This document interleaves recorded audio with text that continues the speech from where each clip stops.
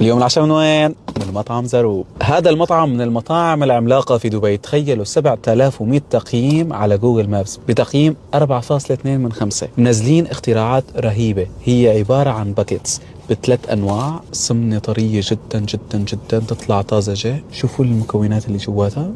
هاتوا لنشوف الطعم. بسم الله.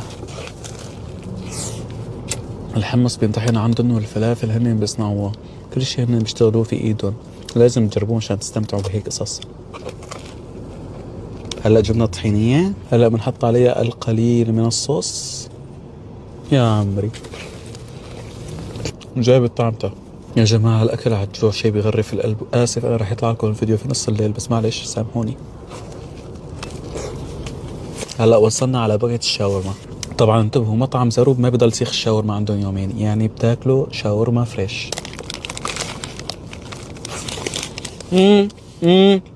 شاورما جدا جدا جدا نجحاني معهم. شايفين على المنظر؟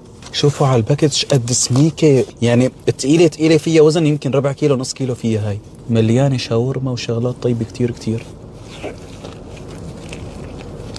والله لازم نعمل لها غطاء صغيرة بالمايونيز ضروري.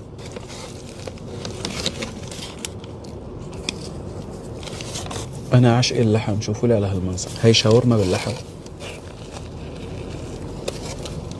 شوفوا لي على كمية اللحم اللي بيحطوها بالباكتس الوحدة. عن جد الله يرزقهم، ناس عم بيقدموا الأكل بقلبه رب. هاي آخر وحدة لازم ندلعها تدليع. يا عمري تنغنغي نغنغة. شايفين على هالمنظر هاد؟ شكله أنا ما سميت بسم الله. يلا بسم الله أولها آخره. يا جماعة أنا فتحتها بس مشان فرجيكم كمية اللحم اللي عم بيحطوها بالباكتس الوحدة. والله للأمانة كان عشاء خفيف نظيف مرتب.